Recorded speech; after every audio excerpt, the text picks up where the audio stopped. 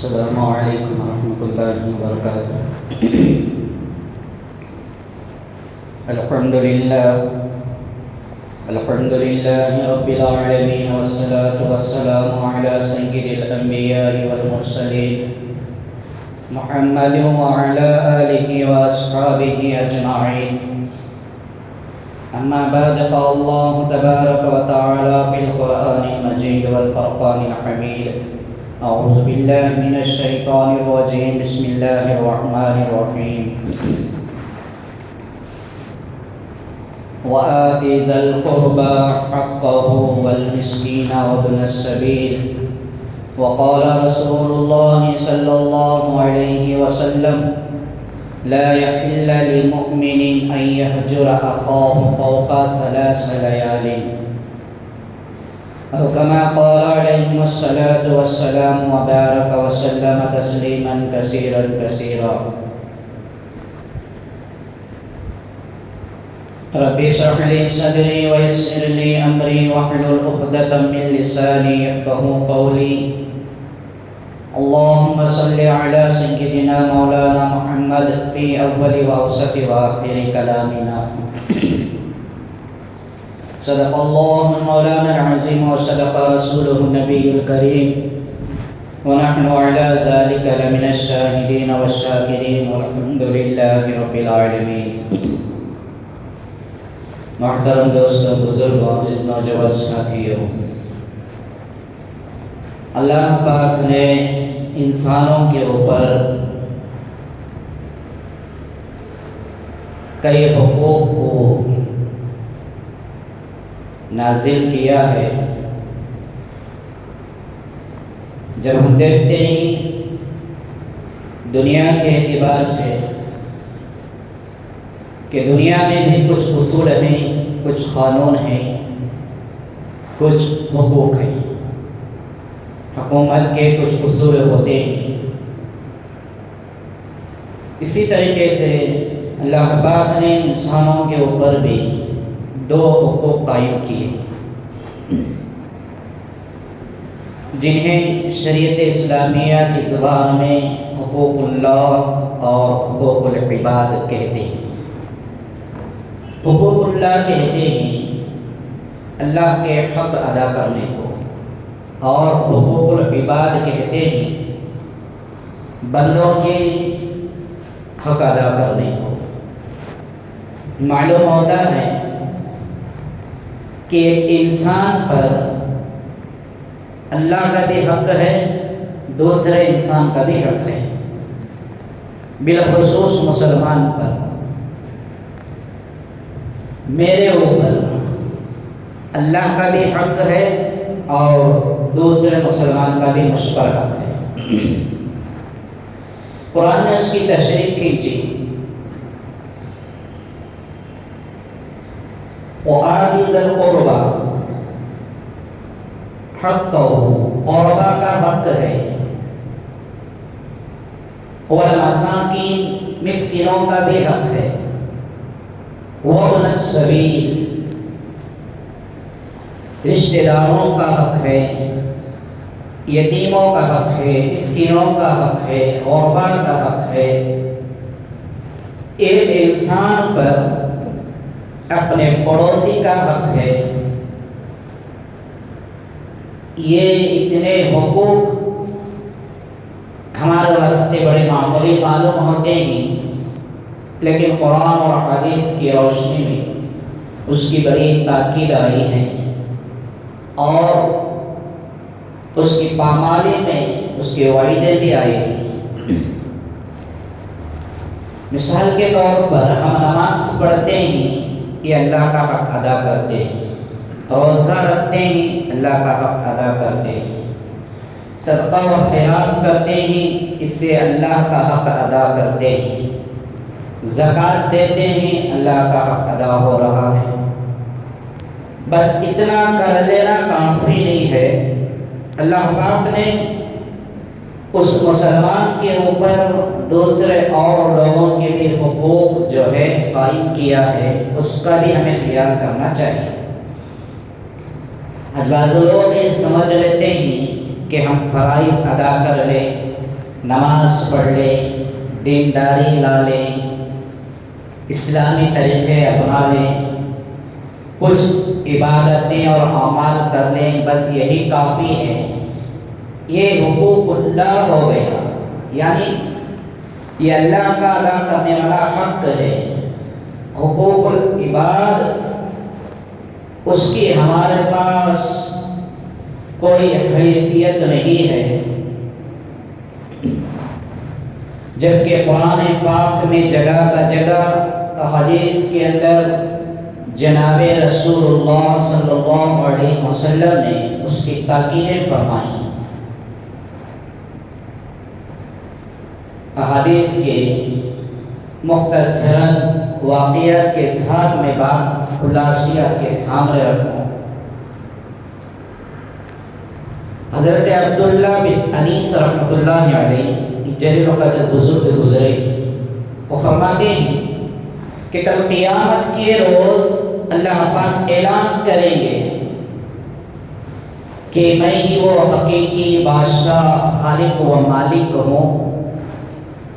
آج کوئی جنتی اس وقت تک جنت میں نہیں جائے گا، کوئی دوزخی اس وقت تک دوزخ میں نہیں جائے گا جب تک حقوق والوں کے حقوق ادا نہ ہو جائیں گے۔ معلوم ہوتا کہ جس کا حق جس کے ذمے ہوگا اس کا حساب ہونے تک نہ تو جنتی جنت میں جا سکتا ہے اور نہ تو دوزخ میں جا سکتا ہے۔ ہر کسی کا قیامت کے روز اللہ پاک کی دربار میں حساب کیا جائے گا۔ ایک دوسری حدیث میں، حدیث قدسی کا مفہوم ہے، پیارے آقا مدنی کریم صلی اللہ علیہ وسلم نے ارشاد فرمایا کہ اللہ پاک فرماتے ہیں کہ ایک بندے سے کہ میرے بندے، اگر تو کوہ احد یعنی احد کے پہاڑ کے برابر بھی گناہ، نافرمانیاں، برائیاں لے کر آ گیا، اگر میری رحمت چاہے تو مغفرت ہو سکتی ہے، ممکن ہے۔ بندہ اتنی ساری نافرمانیاں گناہ کر کے کوئی زندگی میں عبادت نہیں کریا، خالی گناہ تھے، برائیاں تھے، نہ نماز رہی، نہ تلاوت رہی، نہ روزہ، نہ صدقہ خیرات، نہ حج، نہ زکوٰۃ، کوئی عبادت اعمال نہیں اس کے پاس۔ اب اس کے بدلے میں ہے تو نافرمانیاں اور گناہ اور برائیاں۔ اللہ فرماتے ہیں احد کے پہاڑ کے برابر بھی یہ ساری چیزیں لے کر آ جا، ممکن ہے میں چاہوں تو اسے معاف کر دوں گا، کیونکہ یہ اللہ کا حق ہے۔ اللہ فرماتے ہیں میں اسے معاف کر دیتا ہوں۔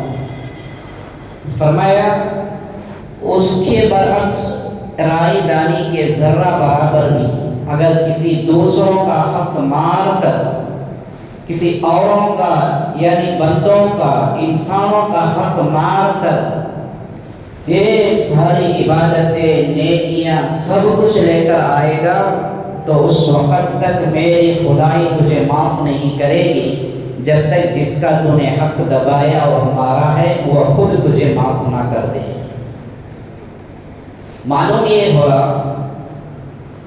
کہ اللہ پاک کے یہاں حقوق اللہ میں اللہ معافی کا کھینے والا، اللہ کے حق میں ہمارے سے کوتاہی ہو رہی کہ ہم نماز نہیں پڑھتے، اللہ کی فرما برداری نہیں کرتے،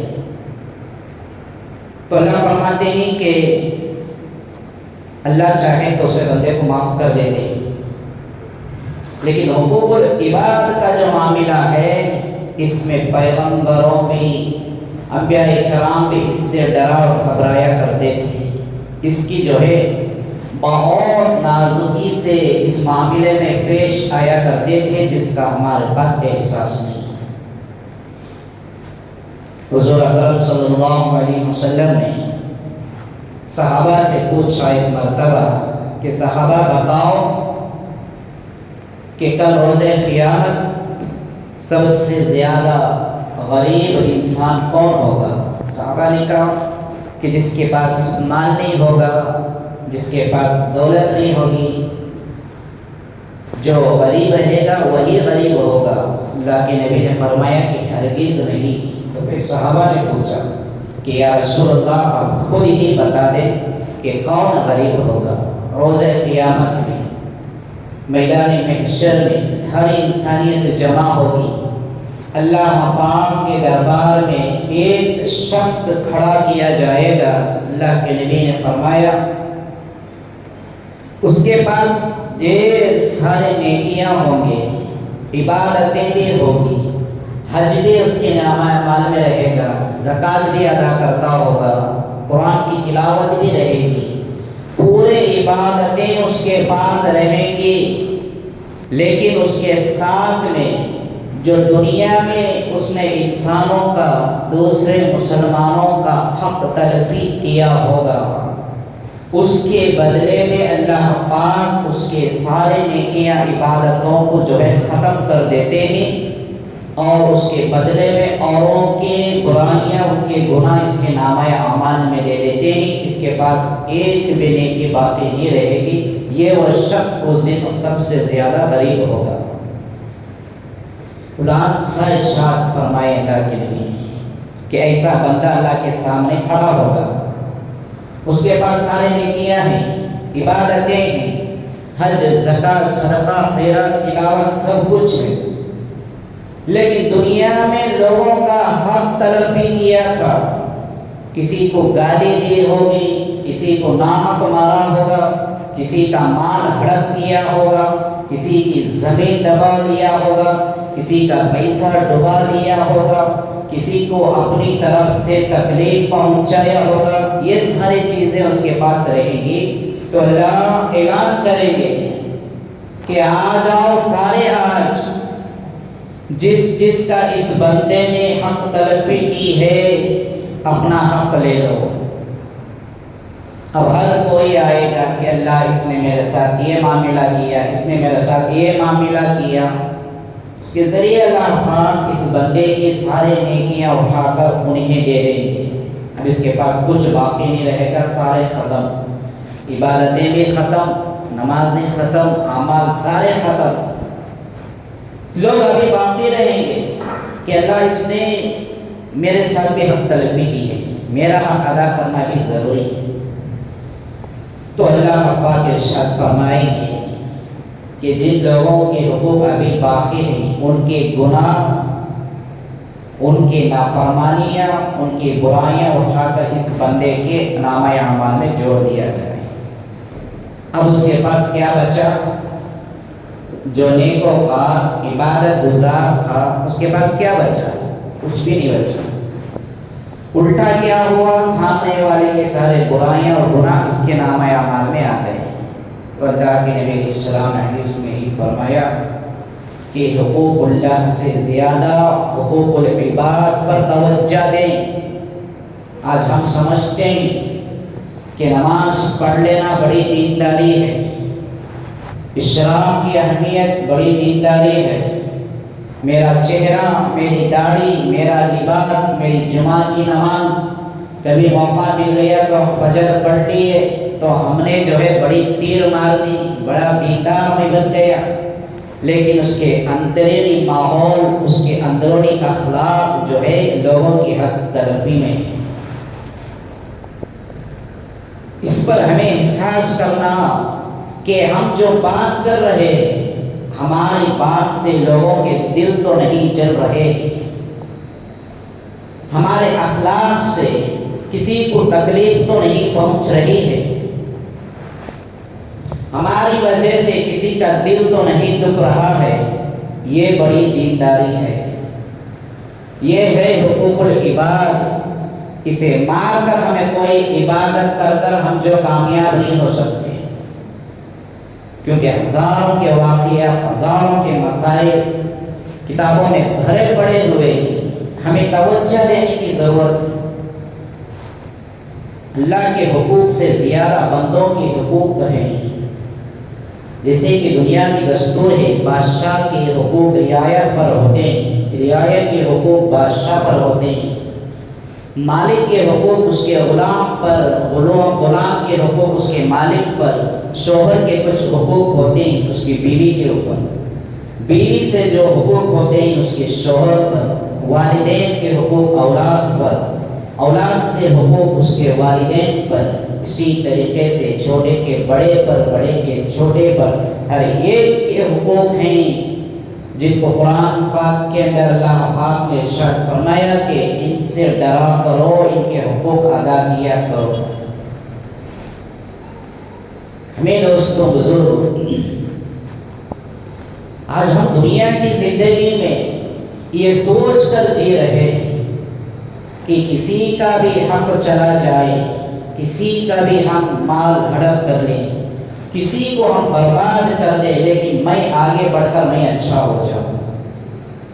آج کا معاشرہ ہمارے سامنے ہے، کسی کا باپ انتقال کر گیا، زمین رکھ کر، پراپرٹی چھوڑ کر، بہت سارا مال چھوڑ کر، ایک جو بڑا بھائی ہوتا ہے اب وہ باپ کی ساری جائیداد پراپرٹی کا مالک بن بیٹھتا ہے۔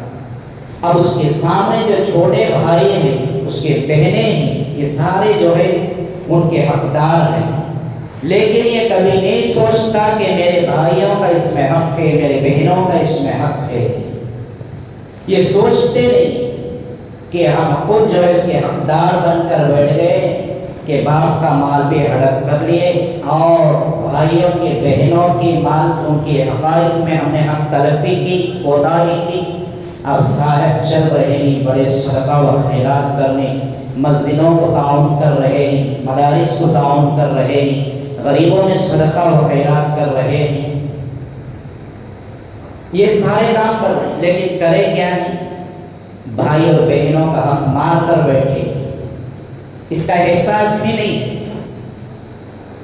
جناب رسول اللہ صلی اللہ علیہ وسلم سے بڑی ہستی کون ہو سکتی ہے؟ آپ علیہ السلام کو تسلیم، اللہ کو اتنے پیارے، اتنے محبوب کہ اللہ نے کھلی آپ کو کامیابی دنیا میں دے دی، اس کے باوجود بھی سیرت میں لکھا گیا کہ آپ کی وفات سے کچھ دن پہلے جناب نبی کریم صلی اللہ علیہ وسلم نے مسجد نبوی میں سارے صحابہ کو جمع کیے، قریب ظہر کا وقت ہے، آپ منبر پر تشریف فرما، کچھ جو واعظ و نصیحت ضروری باتیں تھیں اسے عرض کرنے کے بعد اللہ کے نبی نے صحابہ سے سوال پوچھتے ہیں کہ میرے صحابہ، آج میں کچھ باتیں آپ سے پوچھتا ہوں، تمہیں اس کا جواب دینا ضروری ہے۔ بھلے پورے مجمع سے کہ مجھے یاد نہیں پڑتا کہ میں نے پوری زندگی میں اگر کسی کا ناحق مان لیا ہے، مجھے یاد نہیں، ناحق مال میں نے بھول گیا۔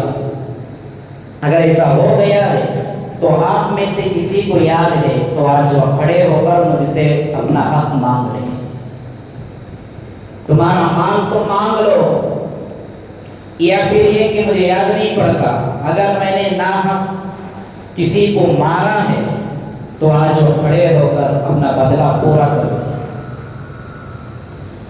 اور اگر کسی کی میں نے زمین پر قبضہ کیا، کسی چھوٹے سے ٹنکے پر بھی میں نے قبضہ کر لیا، آج وہ کھڑے ہو کر مجھ سے اپنا حق مانگ لیں۔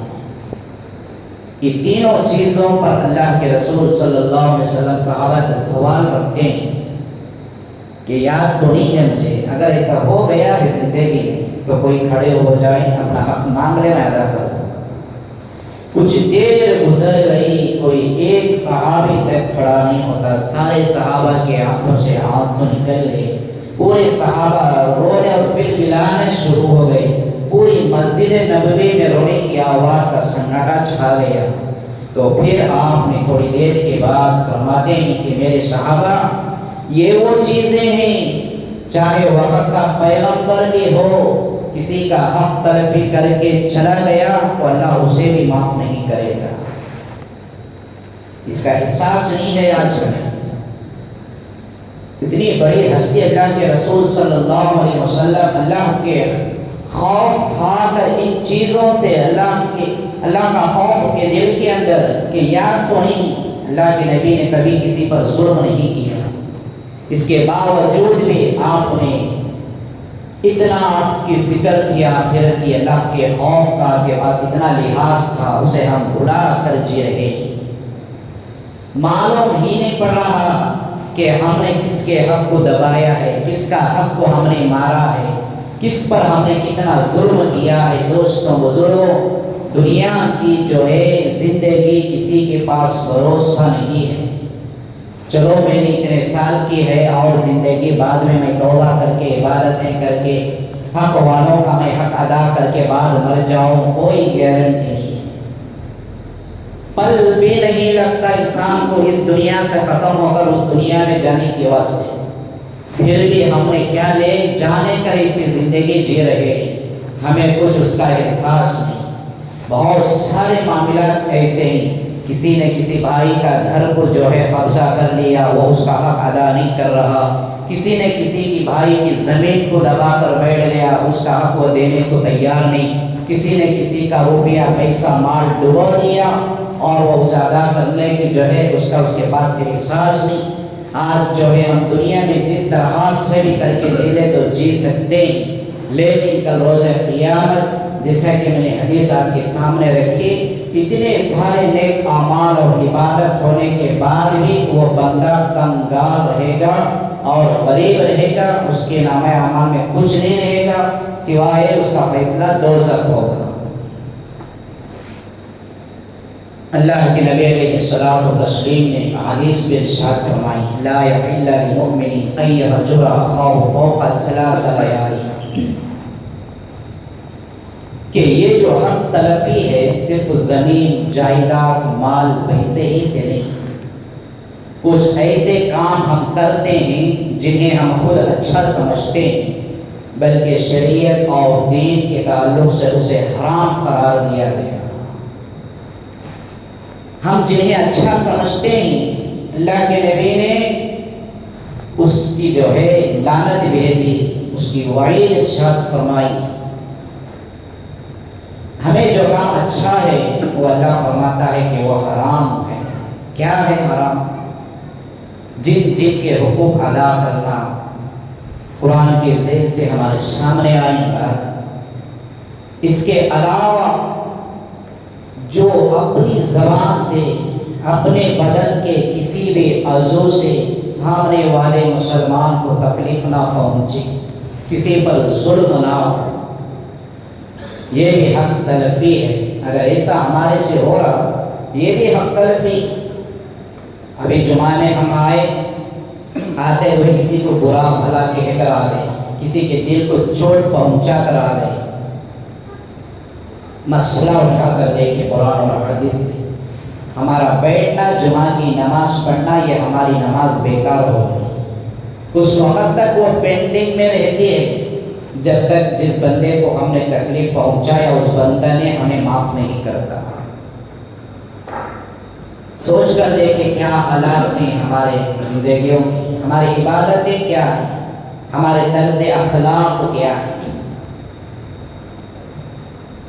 اور آپسی میں اختلافات کے علاوہ گھروں کے اندر، ہمارے رشتہ داری میں، ہمارے خاندان میں، ہمارے دوست اور احباب میں ہماری بات چیت کٹ ہے، تعلقات ختم ہے، یہ ایک دوسرے سے ہماری بنتے نہیں، بڑی اچھی شان کی زبان سے کہتے ہیں نہیں حضرت مجھے بھی اسے ہوتا نہیں، ہمارے رشتہ داران دوستان ان کو بھی ہمہ ہوتا نہیں، جمتا نہیں، اللہ نے جما کر بھیجا، ہم نے توڑ لیے اسے، کہتے ہیں کہ ہمیں جمتا نہیں، تو اس لیے تیار رہیں کہ اللہ کے نبی نے فرمایا لا یحل للمؤمن ان یہجر اخاہ فوق ثلاث لیال، اگر کوئی مسلمان کسی مسلمان سے قطع تعلق رکھتا ہے، بات چیت باقی نہیں ہے،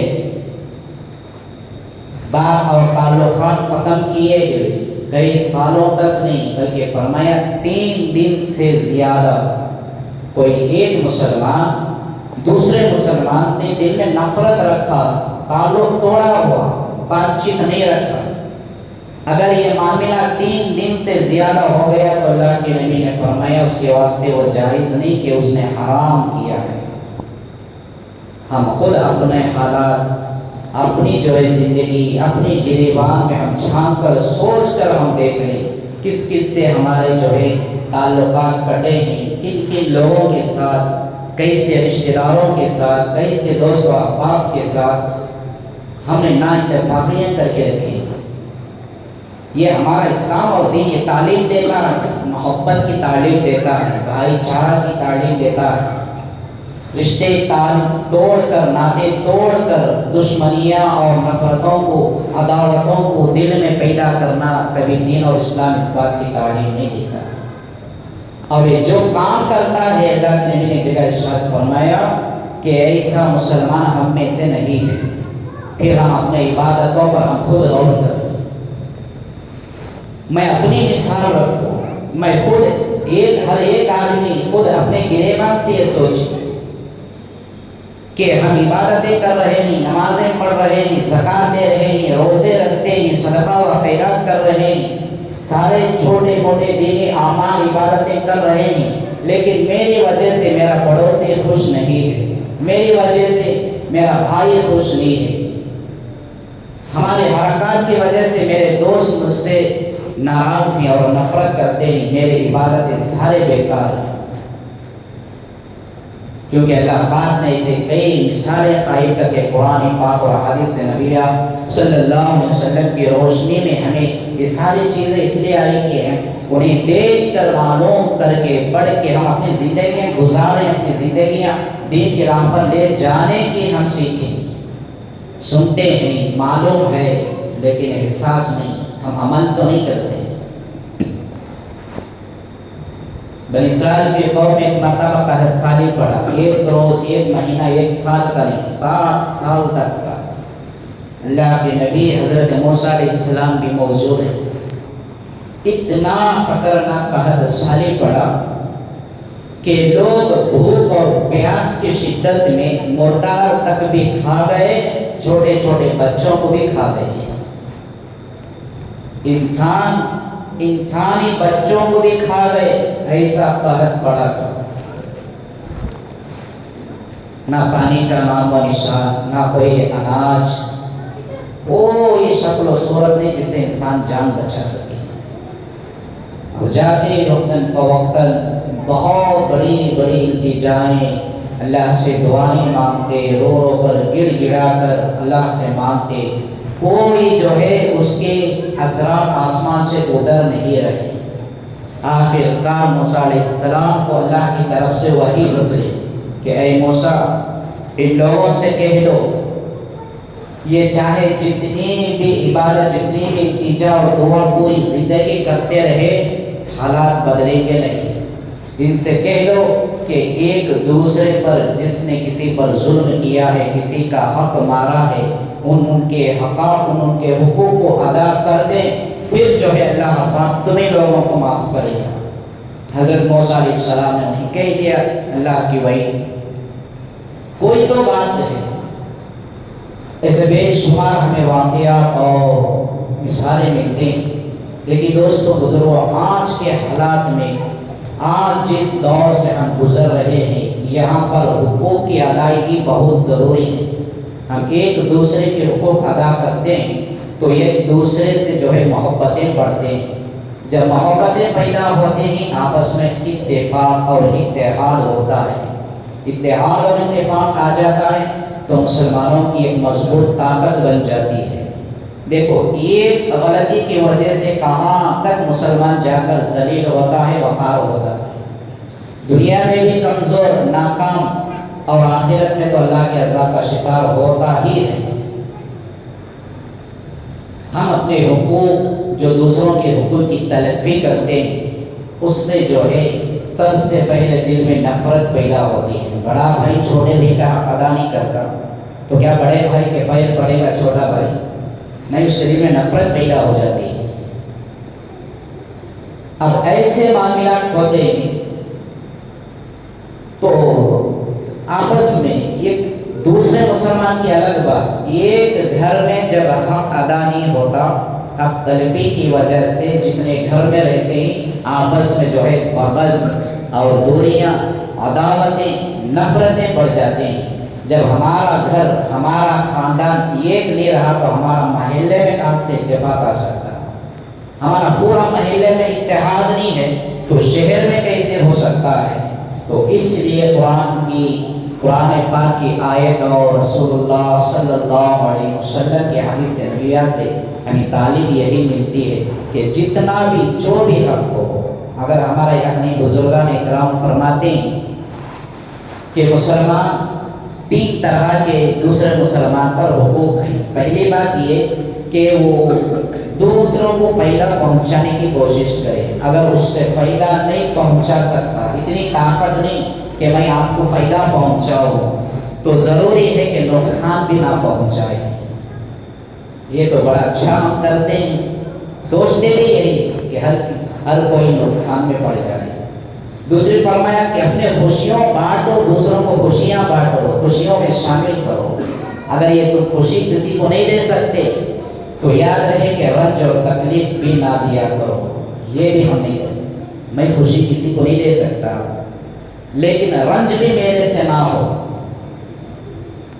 ان باتوں کا ہم لحاظ اور خیال رکھیں۔ اور فرمایا کہ دوسرے مسلمان کی اس کی ترقی پر تعریف کی جائے، اگر یہ تم سے نہیں ہو سکتا تو بد تعریفی بھی نہ کریں، اس کی غیبت، اس کی شکایت بھی نہ کریں۔ یہ بڑے آسانی سے ہم کرتے ہیں۔ سامنے والا کوئی اچھا کما رہا ہے، آگے بڑھ رہا ہے، ہمارا کب پیٹ صبر کرنے والا، ہماری زبان کب صبر کرنے والی، ہماری سوچ کب جو ہے اسے دیکھنے والی، یہ تو ہم تعریف کرنا کہ بھئی میرا مسلمان بھائی ہے، چلو کہاں کہ اچھا رہتے جینے دو، نہیں کرتے ہم، تعریف تو نہیں کرتے۔ تو چاہیے کہ بد تعریفی بھی نہ کرے، اس کی غیبت بھی نہ کرے۔ سوچتے نہیں کہ کوئی حرام کی جو ہے لاٹری لگی ہوگی، کوئی حرام دھندا بزنس کرتا ہوگا، کہیں کسی کا مال ہڑپ کیا ہوگا، یہی تو آگے بڑھ رہا۔ آج ان اخلاق، ان بد زبانی، ایسے جو ہے باتوں سے ہم خود اپنے آپ میں بھی گر چکے ہیں، اور خوف کا جو ہے ہمارا کوئی ذرا برابر بھی احساس اور تصور ہی نہیں کہ ہمارے پاس کوئی طاقت بھی موجود ہے، کہ ہم کچھ ہیں بھی بڑھ کر پوری دنیا میں مسلمانوں کا وقار نہیں۔ تو لہٰذا دوستوں بزرگوں، مسائل تو بے شمار کے ہی، قرآن اور حدیث سے کئی ہمیں باتیں واقعات ملتے ہیں۔ یہ تمام جمعہ کی مواقع اور جو ہمارے سامنے قرآن اور حدیث سے آئی جانے والی باتیں، یہ کوئی ایک رسم کے طور پر کہ جمعہ کا روز ہے، امام صاحب آدھا پونا گھنٹہ بول ڈالیں گے، آدھا گھنٹہ ہمیں بیٹھ کو ٹائم پاس کر کو آ جائیں گے، یہ مقصد نہیں ہے۔ یہ ایک ہی واحد ذریعہ ہے جمعہ کے مواقع کہ قرآن اور احادیث سے صحیح طرز زندگی ہمیں جینے اور گزارنے کا کچھ باتوں کی تعلیم ہمیں مل سکتی ہے۔ سننے کے بعد ہمارے اندر اعمال آئے، عمل آئے۔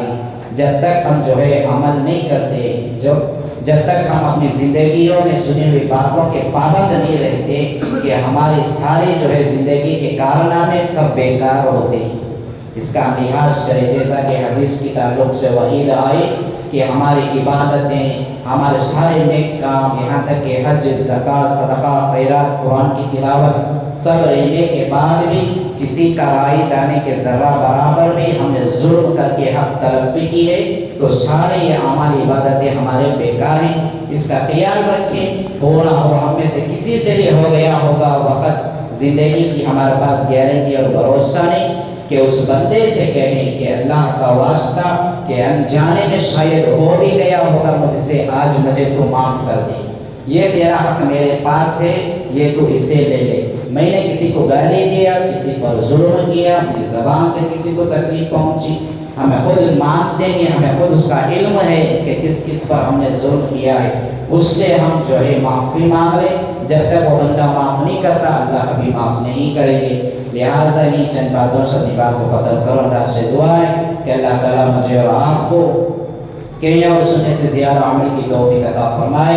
ہماری مختصر سی زندگی دین اور قرآن اور حدیث کے اوپر اس کے راہ راست صراط مستقیم پر چلنے کی توفیق عطا فرمائے. آمین. وآخر دعوانا الحمدللہ رب العالمین. سنت